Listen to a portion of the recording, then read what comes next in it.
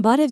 ձեզ հետ Էման է, հրավիրում եմ լսել իմ ալիքի կյանքից վերցվածի նոր հեղինակային պատմությունը։ Իմ 63-ամյակի օրը որդիս ինձ տարավ գյուղ,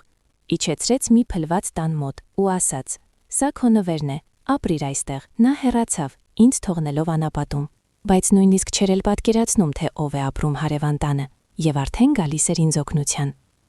Բարև ձեզ իմ թանկագին ունկնդիրներ։ Շնորհակալություն, որ այստեղ եք։ Եթե ձեզ դուր են գալիս այսպիսի պատմություններ, բաժանորդագրվեք ալիքին եւ դրեք հավանություն։ Ինձ միշտ շատ հետաքրքիր է կարդալ, թե որ քաղաքներից եւ երկրներից եք ինձ լսում, այնպես որ միամաչեք գրել մեկնաբանություններում։ Իսկ հիմա հարմար տեղավորվեք, հաճելի ունկնդրում։ Իմ կյանքում, ինչպես ինձ թվում էր մինչև վերջերս, այնքան էլ շատ իրադարձություններ չեն եղել, որ արժանի լինեն երկար պատմելու։ Ես միշտ ապրել եմ լուռ, աննկատ։ Նույնիսկ մեր սեփական բնակարանում, որը հանգուցյալ ամուսնուս հետ ստացել էինք դեռ խորհրդային տարիներին, ես ժամանակի ընթացքում դարձել էի նման ստվերի։ Մի իր, որը զբաղեցնում է տեղ, բայց որին արդեն ոչ ոք չի նկատում։ Վերջին 10 տարում այս բնակարանն արդեն պատկանում էր ոչ թե ինձ, այլ մի երիտասարդ կյանքի, որդուս Արամի եւ նրա կնոջ Աննայի կյանքին։ Ես զբաղեցնում էի ամենափոքր սենյակը, այն, որ նախկինում եղել էր մարան։ Իմ գրքերը, ամուսնուս լուսանկարները, հին բազկաթոռը, որում նա սիրում էր թերթ կարդալ։ Այս ամենը աստիճանաբար տեղափոխվեց այստեղ, տեղը զիջելով նորաձև, լուսավոր եւ դատարկ տարածությանը, որն այնքան դուր էր գալիս Աննային։ Ես չէի վիճում, ինչի համար։ Գլխավորը, որ որդիս երջանիկ լինի։ Իմ յուրաքանչյուր առավոտը սկսվում էր նույն կերպ։ Ես վեր էի կենում բոլորից շուտ, առավոտյան ժամը 6-ին, որպեսզի չաղմկեմ, չխանգարեմ երիտասարդներին քնել։ Ոտքերի թաթերի վրա գնում էի խոհանոց, Արամի համար շիլա եփում, 2 տարբեր թեյ պատրաստում։ Նրա համար ավելի ուժեղ, Աննայի համար ինչ-որ հատուկ, ծաղկաթերթերով եւ արտասահմանյան խոտաբույսերով, որից ինքս էլ կոկորթումս գրգռվածություն էի զգում։ Ինձ համար պատրաստում էի սովորական, սև թեյ եւ խմում էի այն արդեն իմ սենյակում, որպեսզի աչքի չընկնեմ։ Իմ կենսաթոշակը մինչև վերջին կոպեկը գնում էր ընդհանուր դրամարկղ։ «Մայրիկ, բա դու ինչ պիտի անես փողը», ասում էր Արամը, անհարմար շրջելով հայացքը։ Մենք ամեն ինչ միասին ենք գնում, եւ ես համաձայնում էի, իսկապես, ինչ պիտի անեմ։ Հագուստս հին էր, փողոց դուրս էի գալիս հազվադեպ, միայն խանութ կամ դեղատուն։ Իմ բոլոր ցանկությունները վաղուց չորացել էին, հասնելով մեկին՝ տեսնել որդուս երջանիկ։ Հիշում եմ, ինչպես տվեցի իմ բոլոր խնայողությունները, որոնք հավաքել էի աչքերիս վիրահատության համար, երբ Աննային շտապ նոր մուշտակ էր պետք։ «Մամուլ, դու հո հասկանում ես», ասում էր նա գրկելով ուսերս։ «Արամի աշխատավայրում բոլորը այնպիսի ստատուսային մարդիկ են, ես պետք է համապատասխանեմ, դա նրա կարիերայի համար է կարևոր»։ Եվ Արամը գլխով էր անում, երախտագիտությամբ նայելով ինձ, եւ ես տվեցի, իսկ հետո պարզապես սկսեցի ավելի ուժեղ ակնոցներ գնել։ Իմ կարծիքը տանը կշիռ չուներ։ Եթե ես ասում էի, որ ապուրը աղի է, Աննան կծմնցում էր շուրթերը եւ ասում. «Մայրիկ, ձեր տարիքում համային ընկալիչներն արդեն ոչ այն են»։ Եթե ես փորձում էի որդուս խորհուրդ տալ, հիմնված իմ կյանքի փորձի վրա, նա մեղմորեն ընդհատում էր. «Մամ, հիմա ամեն ինչ այլ է։ Մենք ինքներս կկողննորոշվենք»։ Նրանք կողննորոշվում էին, իսկ ես ֆունկցիա էի։ Խոհարար, հավաքարար, անտոկոս բանկոմատ։ Անտեսանելի մարդ, որի ներկայությունը հարմար էր, բայց ոչ պարտադիր։ Երբևն երեկոյան նստած իմ բազկաթոռում ես նայում էի ամուսնուս լուսանկարին եւ հարցնում նրան. «Պետրոս, մենք ճիշտ ենք դաստիարակել որդուն։ Նա լավն է, պարզապես կյանքն է հիմա այդպիսին»։ Ամուսինս լռում էր լուսանկարից, իսկ ես ինքս ինձ համոզում էի, որ ամեն ինչ ճիշտ եմ անում։ Չէ՞ որ մայրը պետք է զոհաբերի իրեն, հանուն երեխայի, միթե ոչ։ Այդպես էլ մոտեցավ իմ 63-ամյակը, ես սովորության համաձայն ոչինչ չէի սպասում։ Դե գուցե աստերների մի փոքրիկ փնջիկ, որոնք ես սիրում էի, կամ իմ սիրելի շոկոլադի տուփը։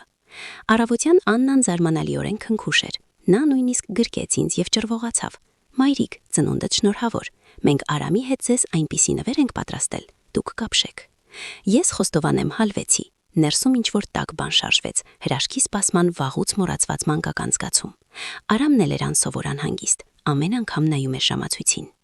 «Հավաքվիր, մայրիկ», ասաց նա։ «Գնանք նվերի հետևից»։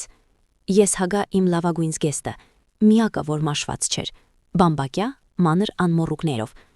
Նայեցի ինձ հայելու մեջ, հոգնած, բայց այդ պահին ինչ-որ պատճառով երջանիկ աչքերով տարեց կին։ Նստեցինք մեքենան։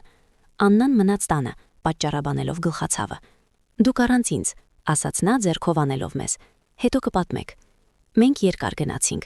Քաղաքային փողոցները փոխվեցին արվարձանային մայրուղիներով։ Հետո սկսվեցին ձանձրալի դաշտերն ու անտառակները։ Ես սկզբում փորձում էի հարցուփորձ անել Արամին, թե ուր են գնում, բայց նա պատասխանում էր միավանք, առանց ինձ նայելու։ Անակնկալ մայրիկ, կտեսնես։ Եվ ես լռեցի, նայելով պատուհանից։ Հոգուս մեջ ավելի ու ավելի անհանգիստ էր դառնում։ Այս ճանապարհը ոչ թե դեպի պանսիոնատ էր տանում, ոչ հանգստյան տուն, ոչ էլ որևէ այլ տեղ, որտեղ կարելի էր նշել ծննդյան օրը։ Այն տանում էր անապատ։ Վերջապես մենք շեղվեցինք քանդված գրունտային ճանապարհ։ Մեքենան այնքան էր ցնցվում, որ ատամներս բախվում էին։ Շուրջ բոլորը միայն լքված դաշտեր էին, մոլախոտերով պատված եւ թեքված էլեկտրասյուներ։ Եվ ահա առջևում երևաց գյուղը, ավելի ճիշտ այն, ինչ մնացել էր դրանից։ Մի քանի հողի մեջ մտած տներ, ժամանակից սևացած։ Ոչ մեկը կենթանի տեսք չուներ։ Արամը արգելակեց ամենաայլանդակ կառույցի մոտ։ Սա նույնիսկ տուն չէր, այլ ավելի շուտ փլված տանիքով եւ տախտակներով փակված պատուհաններով մի կողմ։ Շուրջը մարդու հասակ ունեցող եղինջ եւ փտած ցանկապատ։ Հասանք, խուլ ասաց նա անջատելով շարժիչը։ Ես լռում էի, ես չէի հասկանում։ Սա պարզապես չէր կարող լինել։ Սա ինչ որ սխալ է, չար կատակ։ Արամը դուրս եկավ մեքենայից, բացեց բեռնախցիկը եւ հանեց իմ հին պայուսակը, որով ես գնում էի ամառանոց 20 տարի առաջ։ Մեջը դրված էր փոխնորդ սպիտակեղեն, խալատ եւ օջար։ Նա պայուսակը դրեց գետնին, մոլախոտերի կողքին։ Ահա մայրիկ, նա ձեռքով ցույց տվեց ավերակը։ Սա քո նվերն է։ Մենք Աննայի հետ քեզ համար տուն ենք գնել, սեփական, մաքուր օդում։ Այստեղ կապրես, քեզ օգտակար է։ Խոսքերը ընկնում էին խուլ լռության մեջ, ինչպես քարեր խորը ջրհորի մեջ։ Ես նայում էի նրան, իմ որդուն, եւ չէի ճանաչում։ Դեմքը օտար, աչքերը դատարկ, ապակե։ Մեջը չկար ոչ չարություն, ոչ խղճահարություն, ոչինչ, միայն հոգնածություն եւ գրգռվածություն։ Արամ, շշնջացի ես, եւ ձայնս ինձ չէր ենթարկվում։ Ինչ է սա։ Ինչի համար։ Մամ, դե մի սկսիր, կնճռոտեց նա։ Մենք որոշեցինք, որ այսպես ավելի լավ կլինի բոլորի համար։ Քեզ պետք է հանգստանալ քաղաքային եռուզեռից։ Իսկ մեզ մեր տարածքն է պետք։ Աննան հղի է։ Վերջին խոսքերը նա նետեց որպես հաղթաթուղթ, որպես արդարացում ամեն ինչի։ Նա նույնիսկ չէր նայում ինձ։ Նա շտապում էր։ Նա նստեց մեքենան, դուռը փակեց։ Ես այնպես էլ կանգնած էի ճանապարհին, նայելով նրան հողմապակու միջով։ Նա գործի դրեց շարժիչը։ Եվ հենց այդ պահին, երբ շարժիչի մռնչոցը պատրեց գյուղի մահացած լռությունը, իմ մեջ ինչ-որ բան տեղի ունեցավ։ Սա ոչ սայրույթ էր, ոչ վիրավորանք, ոչ հուսահատություն։ Սա ինչ-որ այլ բան էր։ Կարծես ներսում, որտեղ այդ բոլոր տարիներին ապրում էր միայն տաք, համբերատար սերը։ Ինչ-որ բան սեղմվեց։ Բարձր, հստակ, ինչպես ժանգոտած փականի մեջ մետաղական բանալու շրջադարձը։ Կտատ։ Եվ տաքության տեղը եկավ սառը։ Բացարձակ, բյուրեղյա մաքուր սառույց։ Մեքենան տեղից շարժվեց, բարձրացնելով փոշուամբ։ Ես չէի լացում։ Ես չէի գոռում նրա հետևից։ Ես պարզապես նայում էի, թե ինչպես նրա մեքենայի արծաթագույն կողքը փոքրանում է, վերածվում կետի եւ անհետանում շրջադարձի հետևից։ Փոշին դանդաղ նստում էր։ Բենզինի հոտը ցրվում էր։ Մնացել էի միայն ես, իմ հին պայուսակը եւ մահացած գյուղի եզրին գտնվող մահացած տունը եւ խուլ լռությունը։ Եվ այդ լռության մեջ ես առաջին անգամ շատ տարիների ընթացքում լսեցի ինքս ինձ։ Ոչ որպես մայր, ոչ որպես կեսուր, ոչ որպես սպասուհի, այլ որպես Լուսինե Վարդանյան։ Եվ այդ Լուսինեն ինձ ասում էր շատ հանգիստ, շատ հստակ ձայնով. Վերջ, բավական է։ Ես հասկացա, որ սա վերջը չէ, սա սկիզբն է, եւ որ իմ կյանքն ինձնից այլևս ոչ ոք չի խլի։ Ես ինքս եմ այն հետ բերելու։ Այդ լռությունը մահացած էր, ճնշող։ Ես դանդաղ շրջվեցի եւ նայեցի նվերին։ Ժամանակից սևացած այս տանը, փակված պատուհաններով։ Ջեմասրահը թեքվել էր, աստիճաններից մեկը փլվել, եւ անցքի մեջ երևում էին նախորդ տարվա նեխած տերևները։ Տան շուրջը մոլախոտերի վայրիություն։ Ամբողջական լքվածության պատկեր։ Մի վայր, որը մոռացված է բոլորի կողմից։ Մի վայր, ուր ինձ բերել էին, որպեսի մոռանան։ Արդյունքն էր՝ ոչ։ Ներսում չոր էր, ինչպես անապատում։ Կրծքիս մեջ եղած այդ սառցե հարվածը սառեցրել էր ամեն ինչ, ինչը կարող էր այժմ դուրս գալ դառը հեկեկանքով։ Հուսահատությունը մնացել էր այնտեղ, անցյալ կյանքում, այն մեքենայի մեջ, որը տարավ որդուս։ Այստեղ այս լքված հողի վրա մնացել էի միայն ես և գլխիս մեջ սառը, զնգացող պարզությունը։ Ես մոտեցա ջեմասրահին, մեխանիկորեն շրջանցելով փտած աստիճանը, դրեցի պայուսակս պահպանված եզրին, հայացքս սահում էր այդ այլանդակության վրայով, բայց միտքս արդեն հեռու էր։ Երևանում, իմ լուսավոր, մաքուր 3 սենյականոց բնակարանում։ Այն նույն բնակարանում, որտեղ այժմ հավանաբար Աննան արդեն հաշվարկում է, թե ինչ գույնի վարագույն էր կախի իմ նախկին սենյակում։ Իմ հիմնաբառը։ Հենց այս խղճուկ որփացած տեսքն էր, որ ստիպեց ինձ հիշել այն, ինչի մասին ես ինքս փորձում էի չմտածել բոլոր այս տարիներին, որպեսզի չգայթակղեմ ճակատագիրը։ Ես հիշեցի հանգուցյալ ամուսնուս Պետրոսի խոսքերը։ Մենք նստած էինք այս նույն խոհանոցում նրա մահից 10 տարի առաջ, և նա լուրջ ոչ տնային խստությամբ իմ առջև դրեց փաստաթղթերը։ Լուսին է, ասաց նա այն ժամանակ, ուղիղ նայելով աչքերիս։ Ես վաղը գնում եմ նոտարի մոտ և իմ բաժինը լիովին վերագրանցում եմ քեզ վրա, որպեսզի դու լինես միակ տիրուհին։ Ես այն ժամանակ ձեռքերով շարժում էի արել, թե ինչի համար Պետրոս, մենք ընտանիք ենք, որդի ունենք։ Իսկ նա գլխով էր արել. որդին որդի, իսկ կյանքը երկար է, ամեն ինչ էլ լինում է։ Դու ինձ համար մեկն ես, և ես պետք է վստահ լինեմ, որ դու միշտ կունենաս քո սեփական անկյունը, քոնը, ոչ թե ուրիշի։ Ես այն ժամանակ դրան մեծ նշանակություն չտվեցի, բայց արեցի այնպես, ինչպես նա խնդրեց։ Եվ նրա մահից հետո բոլոր փաստաթղթերը ձևակերպված էին իմ անունով։ Լուսինե Վարդանյան, միակ և լիիրավ սեփականատեր։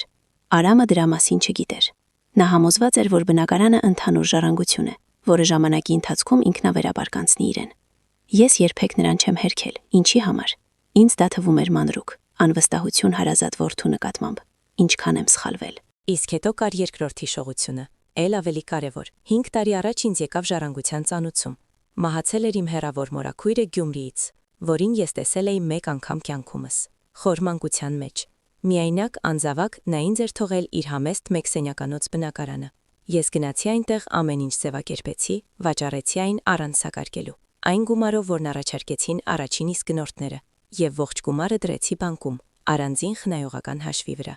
Ես ոչ մի բառ չասացի Արամին և Աննային։ Այդ պահին նրանք հենց նոր մեծ վարկ էին վերցնում նոր մեքենայի համար, և ես գիտեի, թե ինչ կլինի, եթե նրանք իմանան իմ փողերի մասին։ Դրանք չէին գողացվի, ոչ, դրանք պարզապես կլուծվեին անհետաձգելի կարիքների մեջ, ստատուսի, ապագայի համար, ինչպես լուծվում էր իմ կենսաթոշակը, իմ հին խնայողությունները, իմ առողջությունը։ Եվ ես լռեցի ոչ թե ագահությունից, այլ ինքնապահպանման բնազդից, որը, ինչպես ես կարծում էի, իմ մեջ վաղուց ատրոֆիայի էր ենթարկվել։ Այդ հաշիվը իմ անձեռնմխելի պաշարն էր, իմ վերջին պաշտպանական գիծը, որի մասին ոչ ոք չգիտեր։ Այդ մտքերը անցան գլխովս ոչ թե մշուշոտ պատկերներով, այլ հստակ, պարզ փաստերով։ Կարծես ինչ-որ մեկը լույսը վառեց մութ մարանում, և ես տեսա բոլոր գործիքները, որ ունեմ։ Ես բացեցի պայուսակս։ Արամը երևի հավաքել էր այն ինքը, շտապողականության մեջ։ Հին խալաթ, հողաթափեր, սրբիչներ, տնային օճառի կտոր։ Եվ ամենաներքևում այդ անպետք իրերի մեջ պառկած էր իմ փրկիչը, հին կոճակային հեռախոսը, որն Աննան արհամարհանքով անվանում էր տատիկի հեռախոս։ Նրանք գնել էին ինձ համար մի քանի տարի առաջ, որպեսզի ես կապի մեջ լինեմ, ամենապարզը, առանց ինտերնետի, առանց ավելորդ ֆունկցիաների։ Նրանք նույնիսկ չէին կասկածում, որ դրա հիշողության մեջ պահպանված են համարներ, որոնք այժմ ինձ համար ավելի կարևոր էին, քան աշխարհում ամեն ինչ։ Ես սեղմեցի կոճակը։ Մարտկոցը գրեթե լրիվ էր։ Ես միշտ այն պահում էի լիցքավորված, հին սովորության համաձայն, բայց էկրանին ցանցի ազդանշան չկար։ Սիրտս, որ մինչ այդ պահը բաբախում էր հավասար և սառը, մի վայրկյան ցնցվեց։ Միթե ամեն ինչի զուր էր։ Ես շուրջս նայեցի։ Գյուղը ցածրավայրում էր։ Պետք էր ավելի բարձրանալ։ Առանց երկար մտածելու ես գնացի մոլախոտերով պատված արահետով, դեպի տնից հեռու, դեպի փոքրիկ բլրի լանջը։ Ոտքերս խճճվում էին փշերի մեջ, ճյուղերը հարվածում էին դեմքիս, բայց ես չէի նկատում։ Ես գնում էի նայելով հեռախոսի էկրանին, ինչպես կողմնացույցի։ Եվ ահա բլրի ամենաբարձր կետում, այնտեղ, որտեղ կանգնած էր միայնակ թեք կեչին, հայտնվեցին ազդանշանի 2 թույլ գծիկ։ Բավական է։ Ես գրքույկի մեջ գտա համարը՝ Արամ Բալայան, բանկ։ Արամ Բալայանը մասնաճյուղի կառավարիչը, Պետրոսի հասակակիցը։ Նա ինձ ճանաչում էր դեռ այն ժամանակներից, երբ մենք ամուսնուս հետ միասին բացում էինք մեր առաջին ավանդը։ Ես սեղմեցի զանգը։ Ալո, լսվեց խոսափողում ծանոթ փոքրինչ հոգնած ձայնը։ Արամ Բալայան, բարև ձեզ, Լուսինե Վարդանյանն է։ Ձայնս հնչեց հավասար, առանց ոչ մի դողացող նոտայի։ Ես ինքս ինձ զարմացա։ Լուսինե, բարի օր, ինչով կարող եմ օգնել։ Նրա ձայնի մեջ զարմանք երևաց։ Ես նրան անձամբ չէի զանգել արդեն շատ տարիներ։ Արամ, ինձ պետք է, որ դուք մի քանի բան անեք։ Շտապ, հենց հիմա, եթե հնարավոր է։ Ես ձեզ լսում եմ։ Առաջինը. խնդրում եմ արգելափակեք բոլոր լիազորագրերը և մուտքերը դեպի իմ հաշիվները, որոնք տրված են իմ որդու Արամի անունով։ Ամեն ինչ առանց բացառության։ Լարի մյուս կողմում լռություն տիրեց։ Դուք համոզված եք։ Բացարձակապես, կտրուկ ասացի ես։ Երկրորդը. իմ բոլոր կենսաթոշակային փոխանցումները, որոնք գալիս են ընդհանուր քարտի վրա, խնդրում եմ անհապաղ վերահասցեագրել դեպի իմ անձնական խնայողական հաշիվ։ Այն մեկը, որը ես բացել էի 5 տարի առաջ։ Հիշում եք։ Այո, իհարկե հիշում եմ։ Կարվի։ Եվ երրորդը ամբողջությամբ փակեք նրա մուտքը դեպի իմ ավանդների մնացորդի դիտում։ Լիարժեք ֆինանսական մեկուսացում։ Այս պահից իմ հաշիվներով բոլոր գործողությունները միայն իմ անձնական հաստատմամբ։ Անձնական։ Ես հասկացա ձեզ, ամեն ինչ կկատարվի 1 ժամվա ընթացքում։ Շնորհակալություն Արամ։ Ցտեսություն։ Ես անջատեցի։ Պլանի առաջին մասը գործարկված էր։ Հիմա երկրորդը։ Ես գտա մեկ այլ համար։ Սեյրան Անտոնյան, իրավաբան։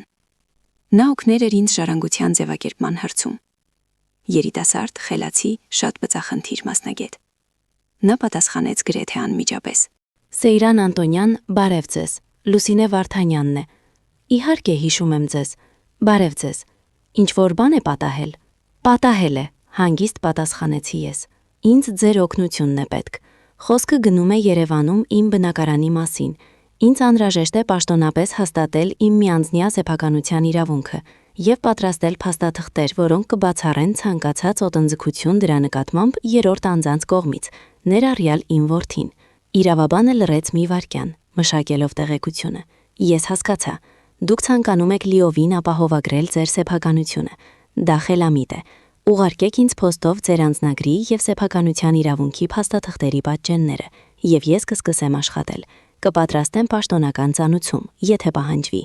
Ես հիմա չեմ կարող ուղարկել։ Ես քաղաքից դուրս եմ և փաստաթղթերս ինձ հետ չեն։ Դրանք բոլորը մնացել են բնակարանում, բայց դուք կարող եք սկսել հարցումներ անել կադասթր, վերհանել բոլոր գործերը։ Այո, իհարկե, սկսել կարող եմ անհապաղ։ Կարող եք ինձ վերահույս դնել, Լուսինե Վարդանյան։ Ես ձեզ վրա էլ հույս եմ դնում։ Շնորհակալություն։ Ես իջեցրի հեռախոսը։ Կրծքիս մեջ եղած սառը ոչ մի տեղ չէր գնացել, բայց հիմա այն այլ կերպ էր զգացվում։ Սա ոչ թե թմրացության սառը, այլ պողպատի սառնությունն էր, աշխատանքի պատրաստ գործիքի սառնությունը։ Ես իջա բլրից դեպի տուն, և հիմա այն այլ կերպ էր երևում, այն ինձ այլևս չէր թվում գերեզման, ավելի շուտ ժամանակավոր շտաբ, լուռ, մեկուսացված մի վայր, որտեղից ես կվարեմ իմ անարյուն պատերազմը։ Իսկ այս ժամանակ ես գիտեի, իմ բնակարանում, իմ հյուրասենյակում, իմ որդին և նրա կինը հավանաբար շամպայն են խմում, նշում են, թե ինչպես հմտորեն են ամեն ինչ շրջել։ Վերջապես ազատվեցինք պարավից, ասում է Աննան կում անելով։ Այժմ կարելի է և վերանորոգում սկսել, և մարդավարի ապրել։ Նրանք տոնում էին իրենց հաղթանակը։ Նրանք նույնիսկ չէին հասկացում, որ հենց նոր պարտվել են պատերազմում, նույնիսկ չիմանալով, որ այն սկսվել է։ Ես կանգնած էի իմ նոր ժամանակավոր ապաստանի շեմին։ Ես առաջին անգամ երկար տարիների ընթացքում լիարժեք շնչում էի, և օդը թեկուզ խոնավության և նեխածի հոտով ինձ մաքուր էր թվում։ Սա ազատության օդն էր։ Առաջին ժամերը ես պարզապես նստած էի բարձր, զարմանալիորեն ամուր ճեմասրահին և նայում էի մոլախոտերով պատված այգուն։ Արևը մոտենում էր մայրամուտին, երկինքը ներկելով նուրբ ջրաներկային երանգներով։ Օդը թանձր էր, բուրում էր նեխած տերևներով, խոնավ հողով և ինչ-որ այլ վայրի ու անծանոթ բանով։ Քաղաքում այդպես չի բուրում։ Քաղաքում բուրում է բենզինով, փոշով և ուրիշների շտապողականությամբ։ Այստեղ ժամանակը կարծես կանգ էր առել, սառել էր այս լքված գյուղի հետ միասին։ Երբ բոլորովին մթնեց և ցուրտը սկսեց սողոսկել բամբակյա զգեստիս տակ, ես հասկացա, որ պետք է գործել։ Ճեմասրահին նստելով չես տաքանա և չես հագենա։ Այն ցուրտը, որ բնակվել էր կրծքիս մեջ, ներքին էր, այն ուժ էր տալիս, բայց մարմինը պահանջում էր իրենը։ Ես զգուշորեն օդքով փնտրելով տախտակները մտա տուն։ Ներսում ավելի թանձր էր բուրում, փոշուց, մկների կղանքից եւ հին նեխած փայտից։ Օդը ծանր էր, անշարժ։ Փակված պատուհանների ճեղքերով ներս էին ներթափանցում լուսնի լույսի բարակ շերտեր, հատակին գծելով տարօրինակ նախշեր։ Ես պայուսակիցս հանեցի հին հեռախոսս եւ միացրի լապտերը։ Թույլ լույսը խավարից դուրս բերեց վարարանը, կողաշարված կղմինդներով հոլանդական վարարանը, մոխրագույն փոշու հաստ շերտով պատված սեղանը եւ շրջված աթոռը։ Ես վախ չէի զգում, միայն տարօրինակ գործնական հետաքրքրություն։ Կարծես ես գործերն էի ընդունում նախորդ, շատ անփույթ տիրոջից։ Անցա սենյակներով, դրանք երկուսն էին, մեկում ժանգոտ ցանցով երկաթյա մահճակալ, մյուսում դատարկություն։ Միայն անկյունում էին թափված ինչ-որ լաթեր։ Հատակը ճրճրում էր յուրաքանչյուր քայլիս տակ, բայց պինդ էր պահում։ Տունը հին էր, բայց ըստ երևույթին խղճով կառուցված, չէր փլվել, պարզապես քնել էր։ Առաջին խնդիրս ջուրն էր։ Ես դուրս եկա փողոց եւ լապտերով շրջեցի տարածքը։ Եվ հրաշք, տան հետևում եղինջների մեջ ես գտա այն. հին ջրհոր, ժամանակից մգացած շրջանակով եւ ծանր կաղնե դարպասով։ Շղթան ժանգոտ էր, բայց ամբողջական։ Ես դժվարությամբ պտտեցի բռնակը, ինչ որ բան ջրջրում էր, հառաչում, բայց շղթան գնաց ներքև։ Եվ մեկ րոպե անց ես լսեցի խուլ ցայտյուն։ Ջուր, այնտեղ ջուր կար։ Սա առաջին փոքր հաղթանակն էր։ Ջեմասրային գտա հին ցինկապատ դույլ, որ հրաշքով չէր ծակվել, եւ մի քանի փորձից հետո կարողացա այն հանել, եզրերին հասած ջրով լի։ Ջուրը սառն էր եւ ցեխի հոտ էր գալիս, բայց մաքուր էր։ Դույլը տարա տուն, զգալով, թե ինչպես են ցավում մեջքիս մկանները անսովոր ծանրաբեռնվածությունից։ Հաջորդ 2 օրը ես անցկացրի աշխատանքի մեջ։ Ես չէի մտածում Արամի, չէի մտածում Աննայի մասին։ Աշխարհնս նեղացել էր մինչև այս տունն ու տարածքը։ Պահեստուն գտա հին սղոց եւ կացին։ Կոտրեցի ընկած խնձորեն ու չոր ճյուղերը, վառեցի վառարանը։ Ծուխը սկզբում լցվեց խրճիտ, բայց հետո փողրակը տաքացավ եւ հավասար քաշող ուժը գոչեց, տունը լցնելով կենթանի ջերմությամբ։ Ես գտա ինչ-որ հին թերթեր եւ լաթեր, լվացա սեղանն ու հատակը մեկ սենյակում։ Լվանալուց հետո ջուրը սև էր։ Պահեստից տարա 4 ծխոտ, դրանով լցրեցի ծեղնահարկում գտնված հին ներքնակը։ Քնելը ոչ այնքան կոշտ դարձավ։ Ես ապրում էի Ռոբինզոնի պես, եւ այս պարզ ֆիզիկական աշխատանքը մաքրում էր միտքս։ Ամեն երեկո ես բարձրանում էի բլուրս, ազդանշանը բռնելու, եւ պարզապես նայում էի էկրանին։ 2 գծիկ, կապսը աշխարհի հետ։ Ես ոչ մեկին չէի զանգահարում, ես սպասում էի։ Ես գիտեի, որ նրանք կզանգեն։ Դա տեղի ունեցավ 3-րդ օրը, երեկոյան մոտ։ Ես հենց նստած էի ջեմասրահին, վերջացնելով այգում գտած հաղարջի տերևներից պատրաստված բուսական թեյը։ Հեռախոսը զանգեց սուր եւ տհաճ, խախտելով երեկոյան լռությունը։ Էկրանին երևաց Արամ։ Ես թույլ տվեցի նրան զանգել եւս մի քանի անգամ, նախքան խոսափողը վերցնելը։ Ներսում ամեն ինչ հանգիստ էր։ Այո, ասացի ես։ Մամ, դե վերջապես, որտեղ ես ման գալիս։ Ես արդեն 1 ժամ է չեմ կարողանում զանգել քեզ։ Նրա ձայնի մեջ կար սովորական նվաստացուցիչ գրգռվածություն։ Ես ման չեմ գալիս, Արամ։ Ես օդ եմ շնչում։ Այստեղ այն շատ է, պատասխանեցի ես հավասար։ Լավ, դու այնտեղ ո՞նց ես տեղավորվել, հարցրեց նա այն մարդու տոնով, ով կատարում է տհաճ, բայց անհրաժեշտ ձևականություն։ Տեղավորվում եմ կամաց-կամաց, շնորհակալություն հոգատարության համար։ Նա իմ հանգիստ հեքնանքը բաց թողեց ականջի կողքով։ Լսիր, մամ, այստեղ մի բան կա։ Աննայի քարտը խանութում չեն ընդունել, քո լրացուցիչ քարտը։ Գումար այնտեղ հաստատ կա։ Ես առավոտյան ստուգել էի։ Դու այնտեղ ոչինչ պատահաբար չես սեղմել։ Գուցե բանկում ինչ-որ խափանում է։ Զանգիր նրանց։ Հա? Ահա եւ այն, առաջին ծիճեռնակը, առաջին բարակ ճեղքը նրանց անհոգ հանգստության մեջ։ Ես լռում էի, թույլ տալով նրան խոսել։ Պետք է որ զանգես, ասես, որ ամեն ինչ կարգին է, այլապես Աննան նեղվել է, ուզում էր իր համար զգեստ գնել։ Ես պատկերացրեցի այդ տեսարանը։ Իմ հարսը թանկարժեք բուտիկում մեկնում է իմ քարտը, որի նրա պարբերաբար նստում էր իմ կենսաթոշակը, եւ տերմինալի վրա տեսնում է մեշված գրությունը։ Նրա զարմանքը, հետո զայրույթը, ինչպես թե, պառավի հաշիվը հիասթափեցրեց։ Մամ, լսում ես? Շտապեցրեց Արամը։ Լսում եմ, հանգիստ ասացի ես։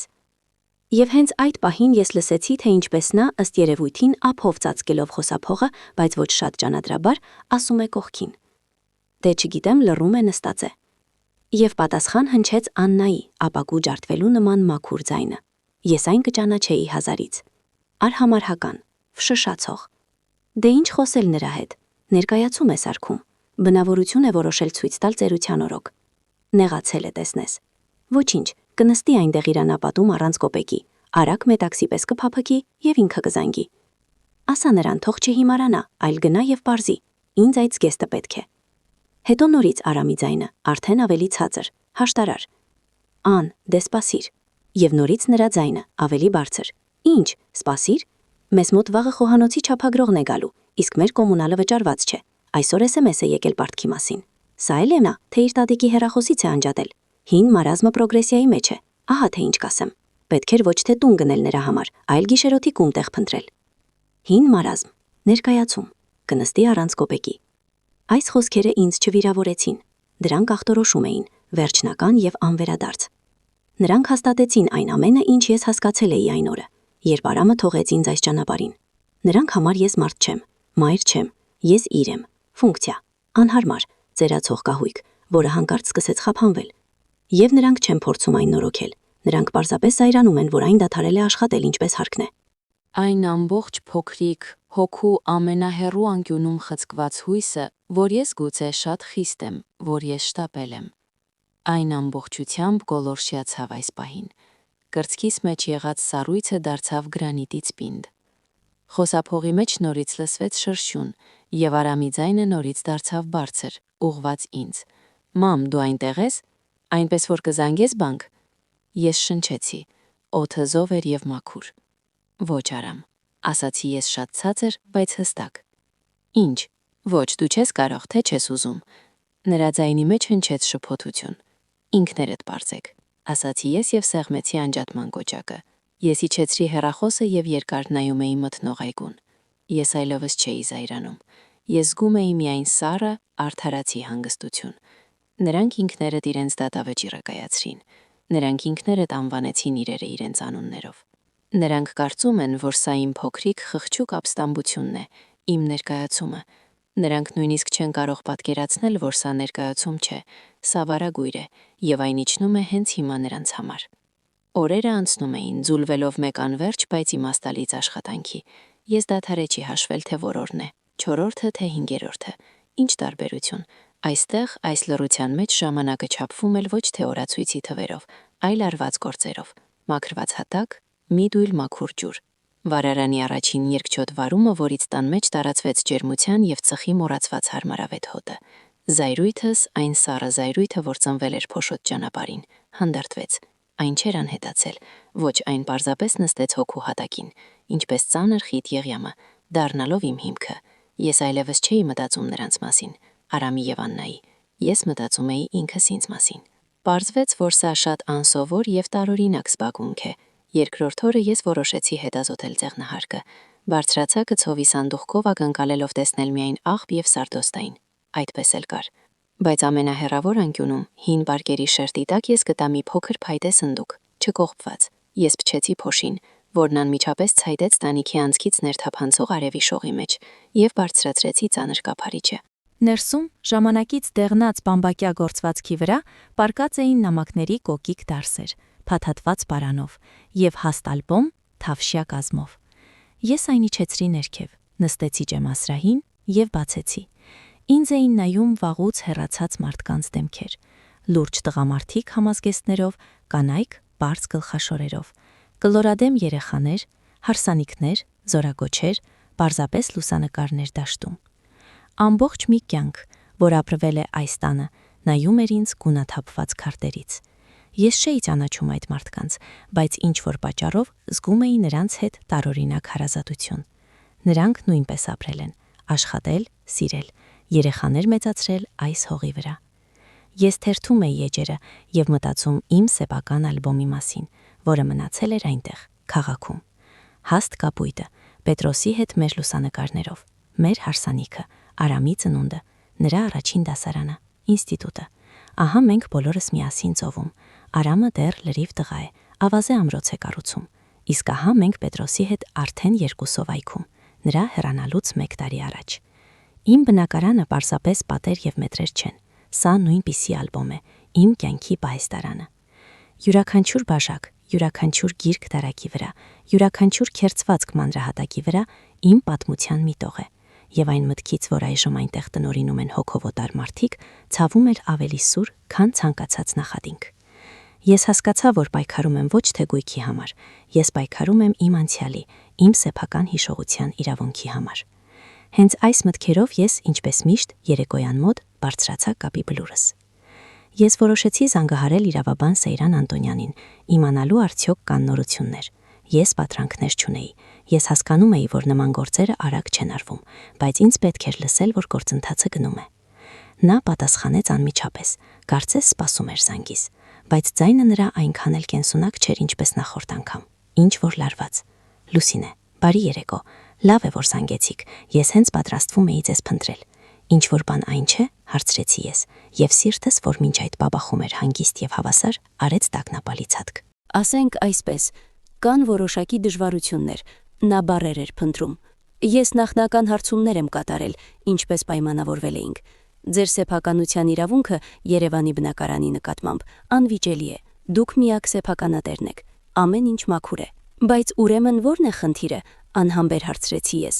Նա լռեց։ Լուսինե, ձեր բնակարանի վրա կա ծանրաբեռնվածություն։ Բառը ինձ ծանոթ չէր։ Ինչ է դա նշանակում։ Դա նշանակում է, որ ձեր սեփականության վրա դրված են որոշակի սահմանափակումներ։ Այն չի կարելի վաճառի նվիրել կամ կատարել դրա հետ որևէ այլ գործարք, մինչև այս ծանրաբեռնվածության վերացումը։ Ինչ այլ ծանրաբեռնվածություն, որտեղից ցուրտը սկսեց վերադառնալ, բայց այժմ այն այլ էր, տագնապալի ծակող։ Եվ հենց այդ ժամանակ իրավաբանն ասաց մի նախադասություն, որը պառակտեց աշխարհս մինչև եւ հետոյի։ Նա արտասանեց այն ցածր, գրեթե սովորական, բայց ինձ համար այն հնչեց ինչպես պայթյուն։ Լուսինե, ձեր բնակարանը գտնվում է առևտրային բանկի գրավի տակ։ Դրա վրա ձևակերպված է վարկային պայմանագիր շատ խոշոր գումարի դիմաց։ Ես լռում էի։ Ես չէի կարողանում շնչել։ Օդը խրվել էր կոկորդիս մեջ։ Գրավի տակ, վարկ, ինչպես, երբ։ Սա միակ բառն է, որ ես կարողացա դուրս բերել։ Պայմանագիրը ձևակերպվել է 8 ամիս առաջ, պատասխանեց Սեյրան Անտոնյանը։ 8 ամիս։ Գլխումս ակնթարթորեն փայլատակեց պատկեր։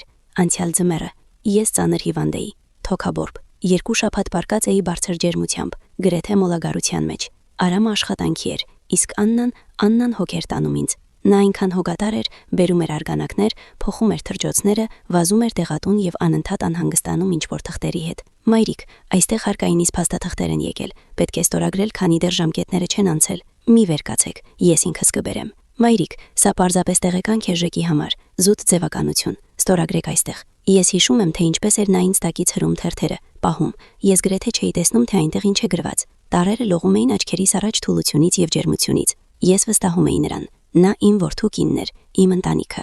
Ես ստորագրում էի առանց նայելու, միայն թե նա ինձնից հետ մնա, միայն թե նորից ընկնեմ փրկարար մոռացության մեջ։ Սեյրան, ձայնս դողաց, բայց ես ինձ ձեռքս վերցրի։ Այնտեղ իմ ստորագրությունն է։ Այո, Լուսինե, ըստ փաստաթղթերի դուք անձամբ հանդես եք եկել որպես գրավատու։ Ստորագրությունը վավերացված է, բայց ես արդեն պատվիրել եմ պատճենները։ Հիմքեր կան կարծելու, որ ինձ պետք չէր, որ նա ավարտեր։ Ես ամեն ինչ հասկացա։ Սա պարզապես փաստաթղթերի կեղծում չէր, սա ավելի վատ էր։ Սա դավաճանություն էր իմ բացարձակ անօգնականության պահին։ Նրանք ոչ թե պարզապես խաբեցին ինձ, նրանք օգտվեցին իմ հիվանդությունից, իմ թուլությունից, իմ վստահությունից։ Նրանք նայում էին, թե ինչպես եմ ես պայքարում յուրաքանչյուր շնչառության համար։ Եվ միևնույն ժամանակ սառնասրտորել ինձ տակից հրում էին ֆինանսական պարան, ստորագրելու համար։ Ինչ գումար է, հարցրեցի ես։ Եվ ձայնս հնչում էր այժմ ինչպես ապակու վրա մետաղի ճռճռոց։ Իրավաբանը նշեց թիվը։ Այն հրեշավոր էր, համեմատելի բնակարանի արժեքի հետ։ Գումար, որը ես չէի տեսնի նույնիսկ եթե ապրեի եւս 3 կյանք։ Ներսումս ինչ-որ բան ընդհատվեց։ Այն բարակ թելը, որ դեռ կապում էր ինձ մարդկանց, ընտանիքի, որդուս հանդեպ անցյալ հավատի հետ։ Այն ոչ թե պարզապես կտրվեց, այն նեղեց, վերածվեց մոխրի։ Ես հանգարց ամեն ինչ տեսա իրական լույսի ներքո։ Նրանց պլանը ոչ թե պարզապես ինձ բնակարանից վտարելն էր, այլ ոչ, այն շատ ավելի դիվային էր։ Նրանք վերցրել էին հսկայական գումար իմ կյանքի, իմ միակ ունեցվածքի գրավի դիմաց։ Ծախսել էին այն կամ պատրաստվում էին ծախսել իրենց գեղեցիկ կյանքի, նոր խոհանոցի, զգեստի, ինչի ուզում է վրա։ Իսկ հետո, երբ կգար հաշիվները վճարելու ժամանակը, Նրանք պարզապես թույլ կտային բանկին վերցնել բնակարանը, իսկ ինձ նրանք նախապես տարհանել էին, թաքցրել էին այս անապատում, որպեսզի ես չխանգարեմ, ոտքերի տակ չընկնեմ, ոչինչ չիմանամ, մինչև չափազանց ուշ չլինի։ Այս փլված տունը ոչ թե պարզապես նվեր էր, սա իմ գերեզմանն էր, մի վայր, որտեղ ես պետք է լուր անհետանայի, մինչ նրանք ուտում են իմ կյանքի մնացորդները։ Ամբողջ դառնությունը, ամբողջ մայրական վիրավորանքը, բոլոր կասկածները, ամեն ինչ անհետացավ։ Դրանք լվացվեցին սառը արդարացի զայրույթի ալիքով։ Սա այլևս զայրույթ չէր, սա զգացում էր, որը ունենում է այն մարդը, ով տեսել է բացարձակ չարիք եւ հասկացել է, որ ինքը պետք է կանգնեցնի այն, ոչ թե վրեժի համար, այլ արդարության համար, իմ ամուսնու հիշատակի համար, ով ցանկանում էր պաշտպանել ինձ, հանուն հենց ինքս ինձ։ Սեյրան, ասացի ես խոսափողի մեջ, եւ ձայնս պողպատի պես պինդ էր։ Ես հասկացա ձեզ, արեք ամեն ինչ, ինչ անհրաժեշտ է։ Հանեք բոլոր փաստաթղթերը, պատրաստեք հայցեր։ Մենք պայքարելու ենք։ Ես արդեն սկսել եմ, Լուսինե, ես ձեր կողմում եմ։ Ես գիտեմ, պատասխանեցի ես եւ սեղմեցի անջատման կոճակը։ Ես դանդաղի չաբլերից։ Արևը արդեն մայր էր մտել, բայց ինձ թվում էր, որ ես ամեն ինչ տեսնում եմ շուրջս անհավանական, ոչ մարդկային պարզությամբ։ Յուրաքանչյուր խոտ, յուրաքանչյուր քար արահետի վրա։ Աշխարհը չի փոխվել, փոխվել եմ ես։ Նախկինում ես ուզում էի պարզապես հետ բերել իմը։ Այժմ ես գիտեի, որ պետք է գնամ միջև վերջ։ Նրանք իմ մեջ արթնացրին այն, ինչի մասին ես ինքս չէի կասկածում, եւ նրանք այդ մասին շատ շուտով կզղջան։ Վարկի մասին լուրը չկոտրեց ինձ, այն կոփեց ինձ, կարծես ինձ ընկղմել էին սառը ջրի մեջ, իսկ հետո նետել կրակի մեջ, եւ ես չճաքեցի, այլ վերածվեցի պողպատի։ Այդ բոլոր օրերին ես մտածում էի, որ պայքարում եմ իմ անցյալի, հիշողության, արդարության համար։ Այժմ ես հասկացա, որ պայքարում եմ իմ ապագայի համար, պարզապես ապրելու իրավունքի համար։ Հաջորդ մի քանի օրը անցավ մշուշի մեջ, բայց դա հուսահատության մշուշ չէր, այլ բացարձակ կենտրոնացման մշուշ։ Ես դադարեցի նկատել կենցաղային անհարմարությունները, ճրճրան մահճակալը, սառը ջուրը, մառանում գտնված հին պահածոների սակավ սնունդը։ Այս ամենը անցավ երկրորդ, նույնիսկ երրորդ պլան։ Մարմինս շարժվում էր ավտոմատ, կատարելով անհրաժեշտ աշխատանքը, իսկ ուղեղս աշխատում էր հստակ եւ անխափան, ինչպես լավ յուղված մեխանիզմը։ Ես կարգի բերեցի մի սենյակ, այն որտեղ վառարանն էր, մաքրեցի այն միջև վերջ։ Ձեղնահարկում գտա հին փայտե սեղան, լվացա այն դարձավ իմ շտաբը։ Ամեն երեկոր ես բարձրանում էի բլուր, եւ այժմ սա պարզապես կապի սեանս չէր, սա ռազմական խորհուրդ էր։ Ես եւ Սեյրանը։ Նա դարձավ իմ աչքերն ու ականջները այնտեղ, քաղաքում, այն կյանքում, որն ինձ համար արդեն մահացել էր։ Լուսինե, մենք հայց ենք ներկայացրել դատախազություն խարդախության փաստով, զեկուցում էր նա ինձ իր հանգիստ գործնական ձայնով։ Նաև ես պաշտոնական ծանուցում ուղարկեցի բանկ, գցելով պայմանագրիրը ստորագրելու ժամանակահատվածում իմ վիճակի մասին բժշկական տեղեկանքները։ Բանկը պարտավոր է ներքին հետաքննություն սկսել։ Լավ, ասում էի ես, ինչ է լինելու հետո։ Իսկ հետո, Լուսինե, մենք սպասում ենք։ Առաջին արկերն արդեն թրել էին թիրախին։ Պարզապես զբաղվեք ձեր գործերով։ Նրանք իրենց կդրսևորեն։ Եվ ես զբաղվեցի։ Պահեստում գտա հին բահ եւ սկսեցի փորել տան դիմացի հողի փոքրիկ կտորը, այն մաքրելով բազմամյա մոլախոտերից։ Աշխատանքը ծանր էր, հողը նստել էր, մոլախոտերի արմատները խորն էին գնում, բայց յուրաքանչյուր պոկված արմատի հետ ես զգում էի, թե ինչպես եմ ազատագրում ոչ միայն հողը, այլև իմ սեփական հոգին։ Ես արմատախիլ էի անում իմ անցյալը, իմ կույր սերը, իմ զոհաբերությունը։ Դա ցավոտ էր, բայց անհրաժեշտ։ Եվ ահա վարկի մասին մեր զրույցից 5-րդ օրը որոտաց։ Երեկոյան, ինչպես միշտ, խոսում էի Սեյրանի հետ, բայց այս անգամ նրա ձայնը այլ էր հնչում։ Դրա մեջ կար զսպված հաղթանակի նոտա։ Դե ինչ, Լուսինե, սկսեց նա առանց նախաբանի։ Սառույցը շարժվեց։ Այսօր առավոտյան սուրհանդակը ձեր հասցեով պատվիրված նամակ է հասցրել, ձեր որդու եւ նրա կնոջ անունով ծանուցումով։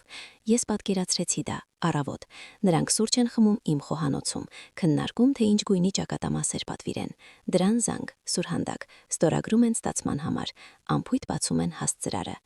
Ինչ կա նամակում, հարցրեցի ես։ Պաշտոնական ծանուցում իմ անունից, որպես ձեր օրինական ներկայացուցիչ, այնտեղ խոսվում է բնակարանի նկատմամբ ձեր լիակատար եւ միանձնյա իրավունքի մասին, այն մասին, որ դրա հետ գործարքներ կատարելու ցանկացած փորձ կկանխվի դատական կարգով, եւ ամենակարևորը, այն պարունակում է 24 ժամվա ընթացքում բացատրություն տրավադրելու պահանջ վարկային պայմանագրի վերաբերյալ, որը կնքվել է, ինչպես մենք պնդում ենք, խարդախության միջոցով։ Ես լռում էի, ականջ դնելով նրա խոսքերին։ Բայց սա դեռ ամենը չէ, շարունակեց նա։ Այսօր առավոտյան բանկի անվտանգության ծառայությունը, ստանալով իմ փաստաթղթերը, արձագանքեց եւ արձագանքեց կոշտ։ Բոլոր հաշիվները, որոնց հասանելիություն ուներ ձեր որդին, ներառյալ վարկային քարտերը եւ ընդհանուր կուտակային ֆոնդերը, սառեցվել են մինչեւ հանգամանքների պարզումը։ Արամ Բալայանը անձամ է վերահսկել։ Սառեցվել են։ Ինչ դիպուկ բառ։ Նրանց աշխարհը կառուցված իմ փողերի վրա, իմ խապված վստահության վրա, ծածկվել է սառցե կեղևով։ Նրանք փորձել են ինչ-որ բան անել, հարցրեցի ես, արդեն իմանալով պատասխանը։ Օ, այո, ծիծաղեց իրավաբանը, ինձ արդեն զանգահարել են բանկից։ Սկզբում վազել է եկել ձեր որդին, գոռացել է, պահանջել է, սպառնացել է։ Երբ նրան հանգիստ բացատրել են, որ մինչև խարդախության փաստով հետաքննության ավարտը նա ոչ մի կոպեկ չի ստանա, նա ասում են գունատվել է եւ հեռացել։ Իսկ 1 ժամ հետո բանկ է եկել նրա կինը, հիստերիա է սարքել, պահանջել է կանչել կառավարչին, գոռացել է սպառողի իրավունքների մասին, այն մասին, որ նա բանկին դատի է տալու։ Նրանք հաղոքավարի ցույց են տվել դուրը։ Նրանց աշխարհը փլվում է լուսինե, ավելի արագ, քան նրանք սպասում էին։ Ես նստած էի բլրի գագաթին եւ քամին խառնում էր մազերս։ Ես նայում էի իմ լքված գյուղին, տների մութ ուրվագծերին եւ ուրախություն չէի զգում։ Ես զգում էի, թե ինչպես է վերականգնվում խախտված կարգը։ Արդարությունը վրեժ չէ, դա պարզապես ամեն ինչ իր տեղը վերադարձնելն է։ Եվ հենց այդ ժամանակ հեռախոսս նորից զանգեց, Արամի համարը։ Ես անջատեցի Սեյրանի զանգը եւ ընդունեցի որդուս կանչը։ Մամ, ինչ ես արել։ Սա իմ Արամի ձայնը չէր, այն փափուկ, մի քիչ նվաստացուցիչ տոնը, որով նա խոսում էր ինձ հետ վերջին տարիներին, անհետացել էր։ Սա ճիչ էր, բարձր, կոտրվող, լի կենդանական սարսափով։ Ես լռում էի։ Դու խելագարվել ես։ Մեզ փաստաբանից ինչ-որ թղթեր են եկել, բանկը արգելափակել է բոլոր քարտերը, ամեն ինչ։ Մենք գումար չունենք նույնիսկ մթերքի համար։ Դու ինչ է որոշել ես մեզ աշխարհով մեկ բաց թողնել։ Նա շնչահեղձ էր լինում զայրույթից եւ խուճապից։ Հետին պլանում ես լսում էի Աննայի հեկեկոցը, ոչ թե հանգիստ դառը հառաչանք, այլ բարձր ցուցադրական հիստերիկ ոռնոց։ Հասկանում ես, թե ինչ ես անում, գոռում էր նա։ Աննային վատ է, նրան չի կարելի հուզվել։ Իսկ դու քո ծերունական մարազմի պատճառով որոշեցիր մեր կյանքը կոտրել։ Ես ոչինչ չեմ արել, Արամ, պատասխանեցի ես հանգիստ եւ հանգիստ։ Այս հակադրությունը նրա գոռոցի եւ իմ շշուկի միջև կարծես խլացրել էր նրան։ Նա լռեց։ Այդ ամենը դուք եք արել, դու եւ քո կինը։ Ինչ ենք արել։ Մենք քեզ նվեր ենք արել, տուն ենք գնել։ Իսկ դու մեզ այսպես հատուցեցիր։ Դուք փորձել եք գողանալ իմ բնակարանը, Արամ։ Դուք վարկ եք վերցրել դրա դիմաց, մինչ ես հիվանդությունից մահանում էի։ Դուք թողել եք ինձ այստեղ, որպեսզի ես ոչինչ չիմանամ, մինչ բանկը չխլի իմ տունը։ Ահա թե ինչ եք արել։ Լարի մյուս կողմում մերյալ լռություն տիրեց, այնքան մերյալ, որքան այս գյուղում։ Ես լսում էի միայն նրա ծանր, ընդհատվող շնչառությունը։ Նա չէր սպասում դրան, նա կարծում էր ես ոչինչ չգիտեմ, նա կարծում էր դա պարզապես վիրավորանք է, պարզապես ներկայացում, իսկ դա դատավճիռ էր։ Մամ, խրպոտեց նա վերջապես, եւ նրա ձայնի մեջ հայտնվեց խղճուկ շողոքորդ նոտա։ Մայրիկ, դա այդպես չէ, սա սխալ է, թյուրիմացություն։ Մենք ամեն ինչ կբացատրենք, արի դու ամեն ինչ չեղարկիր, հա, հետ կանչիր այդ բոլոր թղթերը, մենք կգանք կխոսենք։ Եկեք, ասացի ես։ Ճիշտ է։ Նրա ձայնի մեջ հույս արթնացավ։ Դու ամեն ինչ չեղարկելու ես։ Ոչ, ես ասացի։ Եկեք, ես սպասում եմ ձեզ։ Ես անջատեցի։ Վերջ։ Հիմա նրանք գիտեն։ Նրանք գիտեն, որ սա քմա աչույք չէ, սա վիրավորանք չէ, սա պատերազմ է։ Եվ նրանք գիտեն, որ ես գիտեմ նրանց ամենասարսափելի գաղտնիքը։ Հիմա նրանց խուճապը կվերածվի հուսահատության, իսկ հուսահատությունը մարդկանց մղում է ամենախելագար քայլերի։ Ես իջա բլրից։ Գիշերը մութ էր, բայց ես վստահ էի քայլում։ Ես գիտեի, որ նրանք կգան, եւ ես պատրաստ էի։ Նրանք եկան հաջորդ օրը, կեսօրին մոտ։ Ես լսեցի նրանց շատ առաջ, քան տեսա։ Շարժիչի մռնչյունը, որը կատաղի եւ անտեղի պատառոտում էր այս քնկոտ գյուղի լռությունը, եւ արգելակների ջրինչը հենց իմ տան մոտ։ Փոշին սյունով վեր բարձրացավ, ծածկելով վայրի հաղարջի թփերը։ Ես տեղիցս չշարժվեցի։ Ես նստած էի նույն ջեմասրահին, որի վրա ինձ շպրտել էին մի քանի օր առաջ։ Եվ հին դանակով մաքրում էի երիտասարդ կարտոֆիլը, որը գտել էի մոլախոտերով պատված այգում։ Մի քանի փոքիկ, լորի ձվի չափով։ Մեքենայի դռները գրեթե միաժամանակ բախվեցին։ Արամը առաջինը դուրս թռավ։ Գունատ, նիհարած, աչքերի տակ մուգ շրջանակներով։ Նրա վրա թանկարժեք վերնաշապիկ էր, բայց այն կնճռոտված էր, կարծես նա դրանով քնել էր։ Նրա հետևից դանդաղ լողաց Աննան։ Նրա դեմքը այտուցված էր, դիմահարդարումը քսված, բայց նա դեռ փորձում էր գլուխը բարձր պահել։ Գարշելի գերազանցության այն արտահայտությամբ, որը դարձել էր նրա երկրորդ բնությունը։ Նրանք կանգ առան ջենասրահից մի քանի քայլ հեռու, նայելով ինձ։ Ես գլուխս չբարձրացրի, շարունակելով զգուշորեն հեռացնել բարակ կեղևը կարտոֆիլից։ Այս պարզ մոնոտոն աշխատանքը ինձ հողին էր կապում, թույլ չէր տալիս հույզերին վերդասվել։ Ես դրամայի մասնակից չէի, այլ դիտորդ։ Մամ, սկսեց Արամը։ Նրա ձայնը խրպոտ էր, աղաչող։ Նա մեկ քայլ առաջ արեց, մեկնելով ձեռքերը, կարծես ուզում էր գրկել ինձ։ Ես չհեռացա, պարզապես շարունակում էի նայել ձեռքերիս։ Մայրիկ, ինչ է սա, ինչու ես մեզ հետ այդպես վարվում։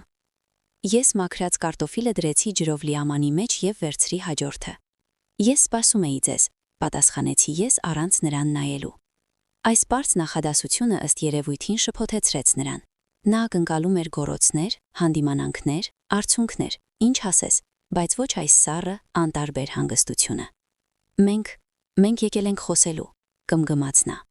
Մամ, սա ինչ-որ սարսափելի թյուրիմացություն է։ Մենք ընտանիք ենք, ընտանիքները պետք է օգնեն միմյանց, այլ ոչ թե դատվեն։ Նա արտասանում էր անգիր արած բառեր, ճիշտ, բայց դատարկ։ Դրանց մեջ անկեղծության կաթիլ անգամ չկար, միայն վախ։ Վախ կորցնելու այն ամենը, ինչ նա համարում էր իրենը իրավունքով։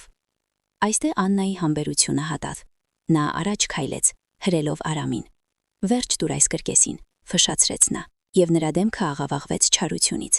Դուք ինչ է իսկապես խելագարվել եք ծառության օրոք, ձեր անապատում վայրենացել եք, ինչ իրավունք ունեիք սառեցնել մեր հաշիվները, ով ձեզ նման իրավունք տվեց։ Նա գրեթե գոռում էր, նրա ձայնը բարակ և թահաճ, ականջներին էր հասնում։ Դու գոնե հասկանում ես, թե ինչ ես արել, շարունակում էր նա մատնացույց անելով ինձ, կատարյալ մատնահարդարմամբ։ Դու մեզ խայտառակում ես։ Մենք ստիպված էինք չեղարկել խոհանոցի պատվերը, չեղարկել։ Մարդիկ ծիծաղում են մեզ վրա։ Իսկ ինձ չի կարելի հուզվել։ Բժիշկը արգելել է։ Ես երեխա եմ կրում քո թոռնիկին, իսկ դու մեզ աղքատության մեջ ես գցում։ Նա նետեց իր գլխավոր խաղաքարտը, հղիությունը։ Նախկինում միայն այս բառը կստիպեր ինձ մոռանալ ինքս ինձ մասին և շտապել կատարել նրանց ցանկացած քմահաճույք։ Բայց ոչ հիմա։ Կրծքիս մեջ եղած սառույցը նույնիսկ չցնցվեց։ Ես դանդաղ բարձրացրեցի աչքերս նրա վրա, պարզապես նայեցի, երկար, ուշադիր, չթարթելով, ինչպես նայում են անծանոթ տհաճ առարկայի։ Հայացքը ստիպեց նրան ընդհատվել։ Նա շփոթվեց, լռեց, բայց իսկույն սթափվեց, և նրա դեմքը նորից լցվեց գույնով։ Արամը շարունակեց, նորից փորձելով խաղալ խաղաղարարի դերը։ Մամ, դե ճիշտ է, Աննան ճիշտ է, նրան չի կարելի նյարդայնանալ։ Խնդրում եմ, արի ամեն ինչ լավով լուծենք։ Դե նեղացել ես, մենք հասկանում ենք, մենք մեղավոր ենք, շտապել ենք։ Գուցե այս տունը լավագույն նվերը չէ, բայց մենք ամեն ինչ կուղենք, ամեն ինչ հետ կբերենք։ Պարզապես զանգիր քո այդ իրավաբանին, ասա, որ դու միտքդ փոխել ես հենց հիմա։ Ահա, վերցրու իմ հեռախոսը։ Նա մեկնեց ինձ իր փայլուն սմարթֆոնը, կարծես դա այնքան պարզ էր։ Զանգել և նրանց ամբողջ սուտը, նրանց ամբողջ դավաճանությունը կանհետանա, կջնջվի, ինչպես ավազի վրայի գրությունը։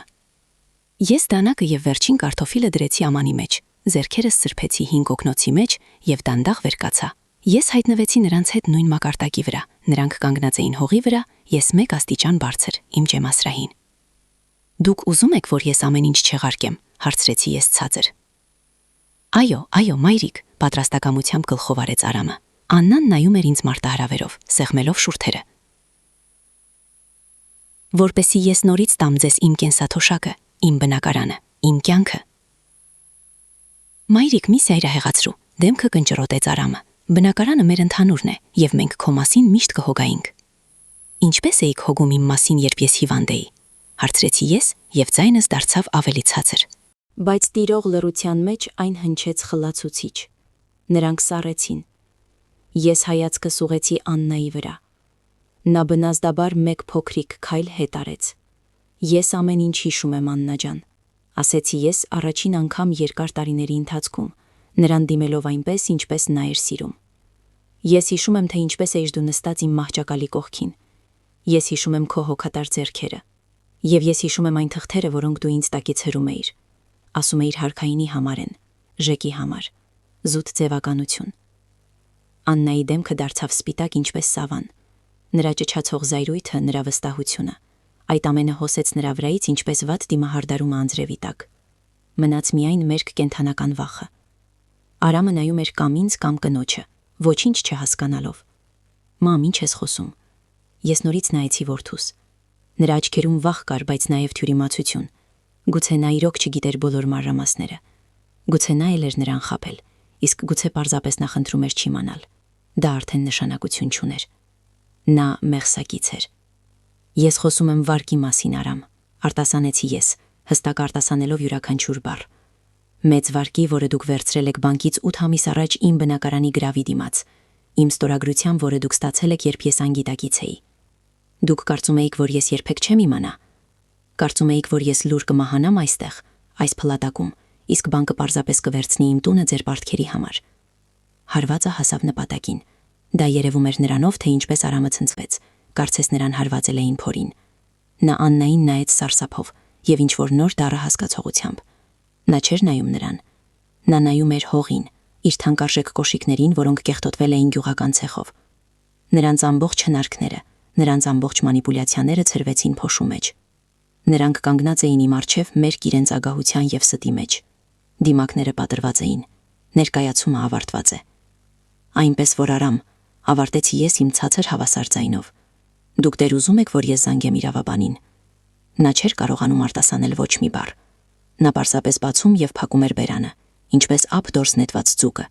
Աննան գլուխը քաշեց ուսերի մեջ, գիշատչից վերածվելով հալածված կենթանու։ Դադարը երկար էր, ծանր։ Այս դադարի մեջ մահացավ իմ մայրական սիրո վերջին կաթիլը նրա հանդեպ։ Մահացավ եւ թաղվեց հենց այստեղ, այս փտած ջեմասրահի մոտ։ Հեռացեք, ասացի ես։ Սա ոչ հրաման էր, ոչ խնդրանք։ Սա պարզապես փաստի հաստատում էր, ինչպես անձրև է գալիս կամ գիշեր է վրա հասել։ Նրանք լուր շրջվեցին, չնայելով միմյանց, կարծես մարիոնետներ, որոնց թելերը կտրել էին։ Քաշքշվեցին դեպի իրենց թանկարժեք փայլուն մեքենան, նստեցին ներս։ Շարժիչը գործարկվեց արդեն ոչ թե կատաղի, այլ ինչ-որ հոգնած։ Մեքենին դանդաղ գրեթե անվստահ շրջվեց եւ գլորվեց փոշոտ ճանապարհով հեռու։ Ես մնացի միայնակ ջեմասրահին։ Կողքից դրված էր մաքրած կարտոֆիլով ամանը։ Իմ ճաշը, իմ նոր կյանքը։ Եվ օդը շուրջս զարմանալիորեն մաքուր էր։ Նրանց հեռանալուց հետո լռություն տիրեց, բայց սա արդեն այլ լռություն էր։ Ոչ թե մեռյալ եւ ճնշող, ինչպես առաջին օրը, այլ հանգիստ եւ լիարժանապատվությամբ։ Ես ճաշս եփեցի վառարանի վրա, այն ինձ թվաց աշխարհի ամենահամեղ ուտելիքը։ Ես ուտում էի դանդաղ նստած իմ լվացած սեղանի շուրջ եւ նայում պատուհանից, որը վերջապես կարողացել էի մաքրել տախտակներից եւ լվանալ։ Այնտեղ իմ մոլախոտերով պատված այգին էր, եւ դրա մեջ մոլախոտերի միջով ես տեսա մի քանի փրկված պիոնի թուփ։ Նրանց մուգ կարմիր պինդ բողբոջները շուտով պետք է բացվեին։ Ես կարծում էի, որ սրանով ամեն ինչ վերջացավ, որ նրանք ջախջախված եւ բացահայտված կթողնեն ինձ հանգիստ եւ կփորձեն ինչ-որ կերպ հավաքել այն, ինչ իրենք են պատճառել։ Բայց ես նրանց նորից թերագնահատեցի։ Ես մոռացել էի, որ անկյուն քշված գազանը չի փնտրում զղջում։ Նա փնտրում է վերջին անգամ կծելու միջոց։ Մոտ 1 շաբաթ անցավ։ Այս ընթացքում ես հասցրեցի ծանոթանալ իմ միակ հարևանի հետ։ Ավելի ճիշտ նա ինքն եկավ ինձ մոտ։ Մի օր առավոտյան ես ջրհորից ջրի դույլ էի քաշում եւ հանկարծ թիկունքից հետևում լսեցի հանգիստ ծածր ձայն։ Դե հարևանուհի, օգնեմ։ Կանացի գործ չէ դարպասը պտտելը։ Ես շրջվեցի, առջևս կանգնած էր բարձրահասակ ծերունի, ալեհեր մորուքով եւ անհավատալիորեն պարզ երկնագույն աչքերով։ Նա հեշտությամբ մեկ ձեռքով մինչև վերջ պտտեց դարպասը, բռնեց դույլը եւ դրեց գետնին։ Արամայիս ներկայացավ նա, մեկնելով ինձ լայն կոշտուկավոր ափը։ Ապրում եմ այն տանը 2 հողամաս այն կողմ։ Լուսինե, պատասխանեցի ես, սեղմելով նրա ամուր ձեռքը։ Այդպես սկսվեց մեր ծանոթությունը։ Արամայիսը պարզվեց այստեղի կոլխոզի նախկին նախագահն է։ Հին կոպվածքի մարդ, սակավախոս, բայց իմաստուն եւ հիմնավոր։ Նա ինձ չէր հարցուփորձում, թե ինչպես ես այստեղ հայտնվեցի։ Նա պարզապես տեսնում էր։ Տեսնում էր թանկարժեք մեքենան, որը բերել էր ինձ եւ հեռացել։ Տեսնում էր, թե ինչպես եմ ես միայնակ, առանց օգնության, փորձում հաստատվել լքված տանը։ Եվ ամեն ինչ հասկացավ առանց խոսքերի։ Նա սկսեց օգնել ինձ։ Կամ չոր փայտի մի քանի գերան է բերում, կամ կիսվում է իր այծի կաթով, կամ պարզապես երեկոյան մտնում է ջեմասրահին նստելու, եղանակից խոսելու վերքի տեսակների մասին։ Նրա լուր ներկայությունը ինձ համար հսկայական աջակցություն էր։ Նրա կողքին ես ինձ մենակ չէի զգում, ես ինձ անվտանգ էի զգում։ Իսկ հետո որոտաց վերջին մարտը։ Մի օր առավոտյան, երբ ես ջրում էի իմ ապագա պիոնները, լսեցի մեքենաների գրմռոց։ Ոչ թե մեկի, այլ մի քանիսի։ Իմ գյուղ էր մոտենում ամբողջ Շարասյուն։ 3 մարտատար մեքենա կանգ առան իմ տան մոտ եւ դրանցից սկսեցին դուրս գալ մարդիկ։ Ես ճանաչեցի նրանց։ Իմ զարմուհի Վարդուշը, ամուսնու հետ։ Հանգուցյալ ամուսնուս եղբորորդի Մանվելը, կնոջ հետ։ Էլ ինչ-որ հեռավոր ազգականներ, որոնց տեսել էի միայն թաղման եւ հարսանիքների ժամանակ։ Իսկ նրանցից առաջ, ինչպես 2 զորավար, իրենց զորքն էին առաջնորդում Արամը եւ Աննան։ Արամը նախորդ անգամվանից էլ վատ տեսք ուներ, նիհարած թրթռացող կոպով։ Իսկ ահա Աննան հակառակը, փոխակերպվել էր։ Նա պարզ մուգ զգեստով էր, առանց դիմահարտարման, մազերը հավաքված էին համեստ փունջով, դեմքին գրված էր տիեզերական վիշտ։ Նա բռնել էր Արամի թևից, հենելով նրան, կարծես նա հիմա պետք է ընկնի։ Յուղանկար, դժբախտ որդին եւ նրա հավատարիմ տառապող կինը։ Նրանք ազգականներին կիսաշրջանով կանգնեցրին, ինչպես գնդակահարության,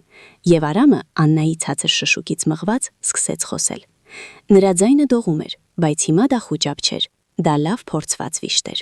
Սիրելիներս, մորակույր Վարդուշ, Մանվել, շնորհակալություն, որ եկել եք, սկսեց նա բոլորին նայելով ողբերգական հայացքով։ Մենք ձեզ կանչեցինք, որովհետև մեր ընտանիքում դժբախտություն է պատահել, մեծ դժբախտություն։ Նա դադար տվեց, թույլ տալով խոսքերին ներծծվել։ Ազգականները նայում էին ինձ տարակուսանքով եւ կարեկցանքով։ Մեր մայրը, նա առողջ չէ, հառաչանքով ասաց Արամը։ Հիվանդությունից հետո նրա մոտ գլխի հետ կապված խնդիրներ սկսվեցին։ Նա սկսեց ամեն ինչ մոռանալ, շփոթել։ Նա իր համար ինչ-որ դավադրություններ, ինչ-որ վարկեր է հորինել։ Նա մեզ չի ճանաչում։ Մեղադրում է սարսափելի բաների մեջ։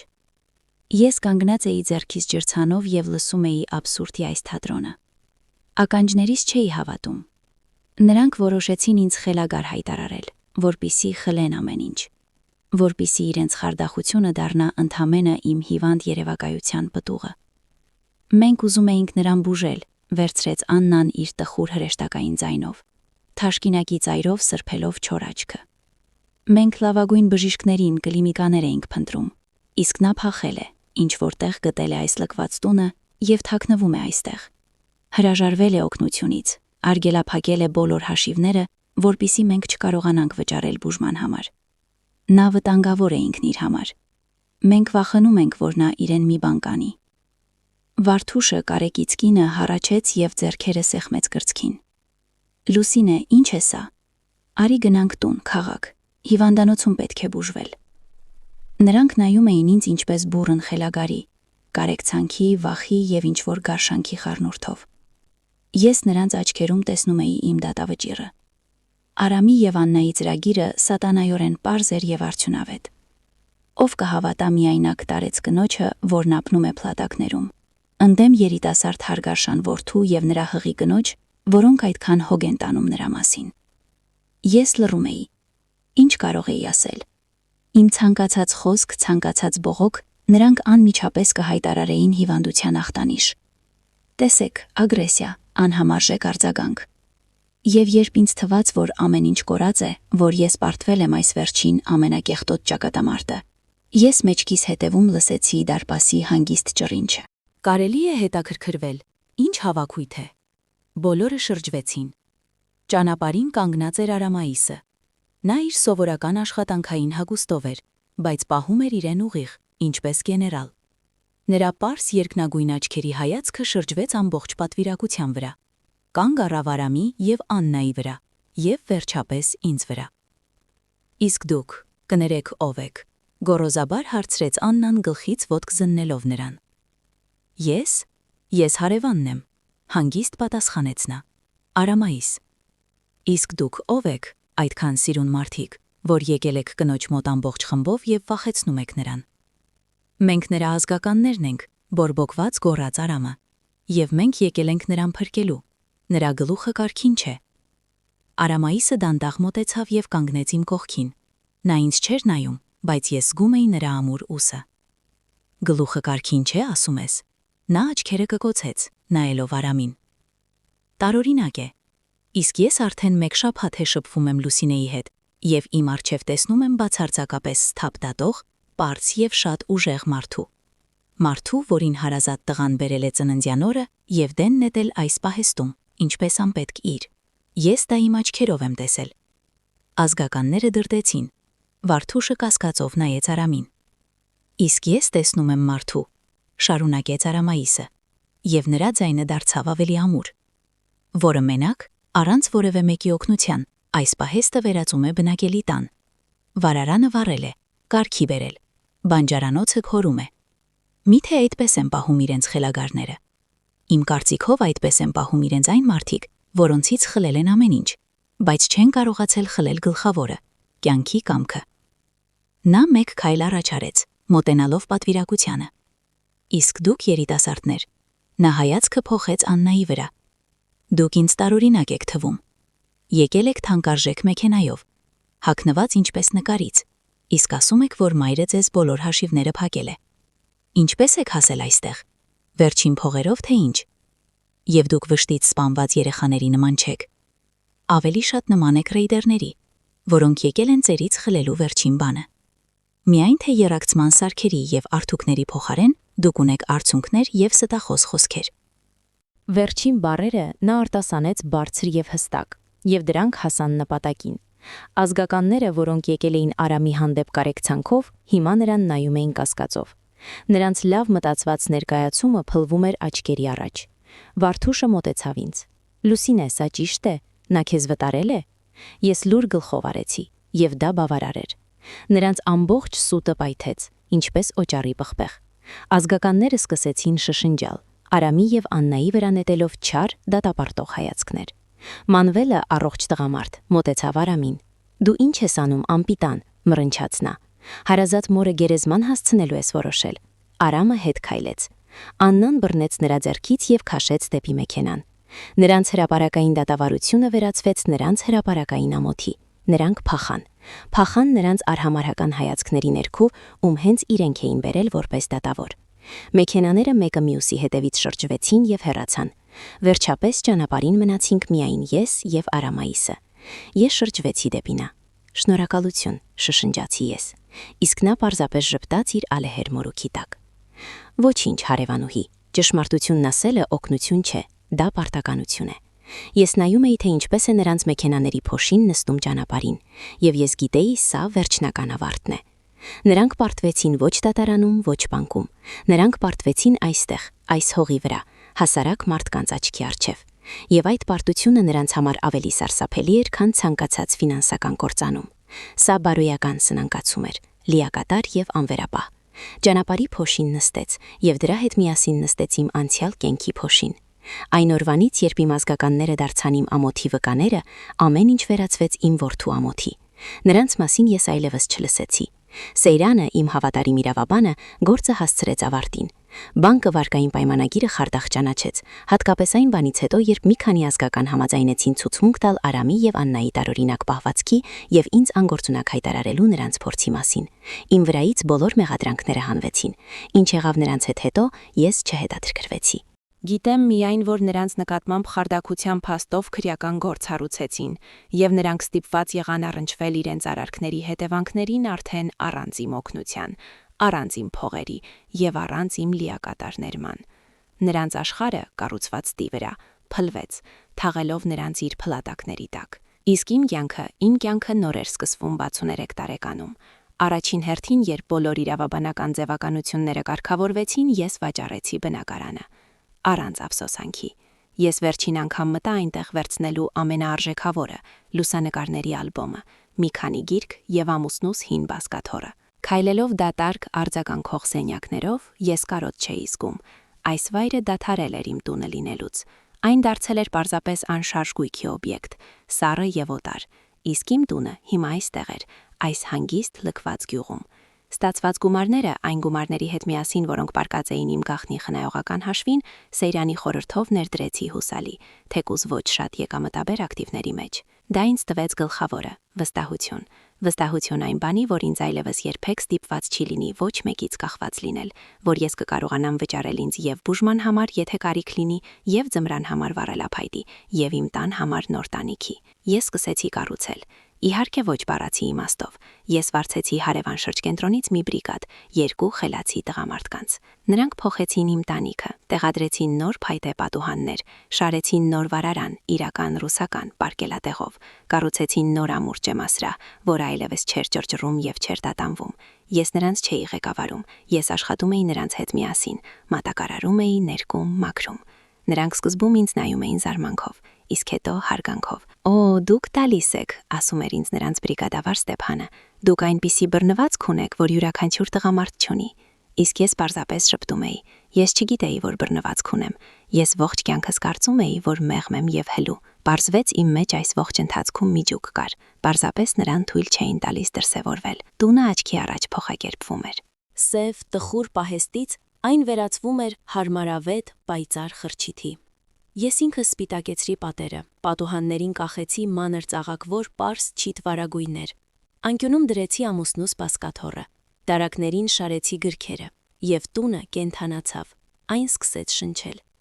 Գարնանը ես զբաղվեցի այգով։ Արամայիսը օգնեց ինձ արմատախիլ անել հին հիվանդ ծառերը եւ բանջարանոց հիմնել։ Ես առաջին անգամ կյանքումս ինքս տնկեցի կարտոֆիլ, գազար, սող, խնամում էի յուրաքանչյուր շիվի, ինչպես փոքրիկ երեխայի։ Եվ հողը, զգալով խնամքը, պատասխանեց ինձ աննախադեպ առատաձեռնությամբ։ Իմ պիոնները, որոնք տեսել էի առաջին օրը, տարածվեցին հսկայական փարթամ թփերի մեջ, եւ այնպես էին ծաղկում, որ շունչը կտրվում էր։ Ես հիշեցի, թե ինչպես մանկությանս տատիկս ինձ սովորեցնում էր ասեղնագործել։ Հին սնդուկի մեջ գտա ասեղնագործության օղակներ։ Քաղաքում գնեցի թելեր եւ կտավ։ Եվ երեկոյան նստած տաք վարարանի մոտ ես սկսեցի ասեղնագործել։ Պարզ նախշեր, ծաղիկներ, թռչուններ, զարդանախշեր։ Պարզվում է մատներս հիշում էին։ Այս մոնոտոն աշխատանքը հանգստացնում էր, մտքերը կարգի բերում։ Ես այլևս չէի խոսում ամուսնուս լուսանկարի հետ։ Ես զգում էի, որ նա այստեղ է, կողքիս, եւ նա կհպարտանար ինձանով։ Արամայիսի հետ մենք դարձանք իրական ընկերներ։ Մենք չէինք մտնում միմյանց հոգու մեջ, բայց հասկանում էինք ամեն ինչ առանց խոսքերի։ Երեկոյան նա հաճախ էր գալիս ինձ մոտ խոտաբույսերով թեյ խմելու, որոնք միասին հավաքում էինք անտառում։ Մենք նստում էինք իմ նոր ջեմասրահին, խմում թեյ հին հաղճապակյա գազակներից եւ լռում, նայելով մայրամուտին։ Եվ այդ լռությունը լցված էր ավելի մեծ իմաստով, քան բոլոր այն զրույցները, որոնք ես վարել էի վերջին 10 տարում։ Երբեմն ես մտածում էի որդուս մասին, բայց դա այլևս ցավ չէր եւ ոչ էլ վիրավորանք։ Դա կարեկցանք էր, ինչպես օտար մոլորված մարդու հանդեպ։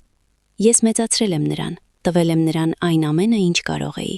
բայց ես չկարողացա նրա մեջ դնել այն, ինչ նրա մեջ չկար։ Խիղճ։ Եվ դա իմ մեղքը չէր, դա նրա ընտրությունն էր։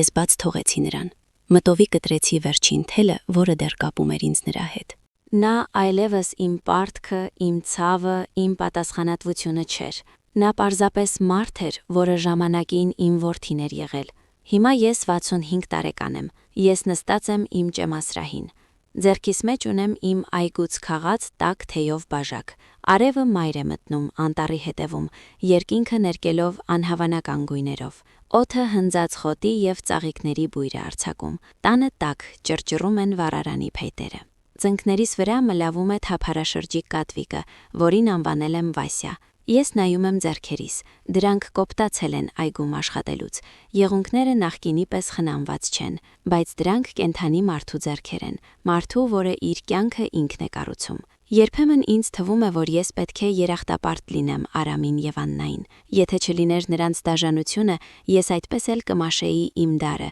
որպես տվեր օտար կյանքում։ Ես այդպես էլ չէի իմանա, թե ինչի եմ ընդունակ։ Ես երբեք չէի հանդիպի Արամայիսին, երբեք չէի տեսնի, թե ինչպես են ծաղկում այս պիոնները, երբեք չէի զգա իմ ջրհորի ջրի համը։ Նրանք ուզում էին թաղել ինձ, իսկ դրա փոխարեն նվիրեցին ինձ իրական կյանք։ Ես թեյից մի կում եմ խմում։ Այն դառնահամ է, բուրավետ, կենթանի։ Ես մտածում եմ այն մասին, որ արժանապատվությունը այն չէ, ինչը քեզ տալիս են ուրիշները։ Դա նրանց հարգանքը չէ, ոչ նրանց ճանաչումը։ Արժանապատվությունը այն է, ինչ դու գտնում ես քո ներսում։ Այն, ինչ դու նվաճում ես վախից, վիրավորանքից, հուսահատությունից։ Այն, ինչը դու ինքդ ես վերադարձնում քեզ, երբ թվում է, թե ամեն ինչ կորած է։ Եվ այդ լուր տառապանքով ձեռք բերված հաղթանակն է իսկական երջանկությունը, եւ դա է իսկական ազատությունը։ Շնորհակալություն, որ մինչև վերջ ինձ հետ էիք։ Եթե այս պատմությունը հուզեց ձեզ, խնդրում եմ լայք դրեք եւ մեկնաբանություններում գրեք, թե ինչ զգացողություններ այն առաջացրեց ձեզ մոտ։ Ինձ համար շատ կարեւոր է ձեր աջակցությունը։